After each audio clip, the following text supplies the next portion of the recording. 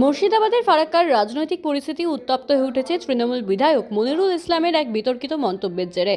সম্প্রতি ফারাক্কায় আয়োজিত ফারাক্কা এমএলএ ভবনের শীতবস্ত্র বিতরণ কর্মসূচি থেকে নির্বাচন কমিশন এবং বিরোধী দল বিজেপিকে কড়া ভাষায় আক্রমণ করেন তিনি। বিধায়ক বলেন, যদি নির্বাচন কমিশনের চূড়ান্ত ভোটার তালিকা থেকে সাধারণ মানুষের নাম বাদ পড়ে তবে পরিস্থিতির অবনতি হতে পারে। তিনি হুঁশিয়ারি দিয়ে বলেন, ভোটার তালিকা থেকে নাম বাদ গেলে চারিদিকে আগুন জ্বলবে। তিনি নির্বাচন কমিশনের নিরপেক্ষতা নিয়ে প্রশ্ন তোলেন এবং দাবি করেন যে বিজেপিকে খুশি করতে বাংলার মানুষকে হেনস্থা করা হচ্ছে।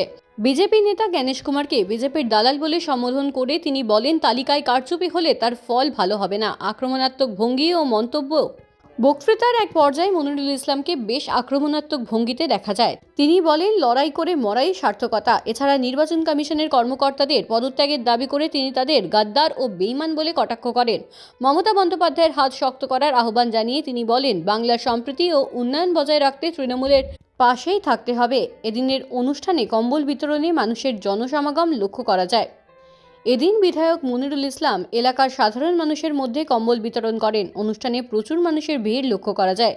ভিড় সামলাতেই বিধায়ককে মাইকে বারবার শান্ত থাকার অনুরোধ করতেও শোনা যায়। তারিখে আমাদের ফাইনাল ভোটার লিস্টের নাম একটিও বাদ যায়, তাহলে আমরা এখান থেকে প্রতিজ্ঞাবদ্ধ হব। বিশেষ করে বলবো, আমাদের এই ঝান্ডা কমচির ঝান্ডা চলবে না, লাঠিতে ভাঙতে হবে, লাঠিতে। কোমরকে ঢিলা করে দিতে হবে নির্বাচন কমিশনে। মানুষকে নিয়ে ছেলাকেলামো করছো, আর তুমি নিরাপত্তা নিয়ে ঘেরাটোপের মধ্যে আছো না। তুমি আকাশে আছো, পাতাল থেকে ছেঁচড়ে বের করবো, পাতাল থেকে বের করবো। আর আইন কার জন্য? মানুষের জন্যই। তুমি নিজেই জানো না কখন কি বলছো। তাই একটা একটা করে আমাদের সংবিধানের উপরে, আমাদের সুপ্রিম কোর্টের উপরে আমাদের আস্থা রাখতে হবে। একটার পর একটা গালে থাপ্পড় পড়ছে বিজেপি। বিজেপিকে খুশি করতে গিয়ে আজকে বাংলার 12 কোটি মানুষকে হেনস্থা করছে। তাই এই নির্বাচন কমিশনের এখান থেকে আমি বলতে চাই, ওনাকে পদত্যাগ করা উচিত। ভাড় হয়ে গেছে, গাদ্দার হয়ে গেছে, দেখবেন অযোগ্য লোক।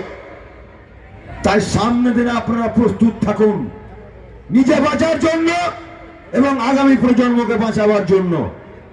যাই হোক, বলার অনেক কিছু ছিল, আমি শুধু ইশারায় বলবো, 19 তারিখে ফাইনাল লিস্ট বের হবে। তখন কিন্তু যদি সব ঠিকঠাক হয়, আর নচেত দেখবেন চারদিকে আগুনে আগুন জ্বলছে। কিচ্ছু করার নেই, কিচ্ছু করার নেই।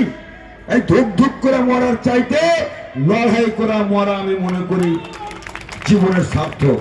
তাই আসুন, আমাদের বাংলার সম্প্রীতি, ঐক্য, সৌহার্দ্য, ভালোবাসাকে টিকিয়ে রাখার জন্য মমতা ব্যানার্জির হাতকে শক্ত করতে হবে এবং ফারাক্কার উন্নয়নকে ত্বরান্বিত করার জন্য, মজবুত করার জন্য আমাদের মধ্যে যেন কোনো রকমের ভেদাভেদ না থাকে। আমাদের মধ্যে যেরকম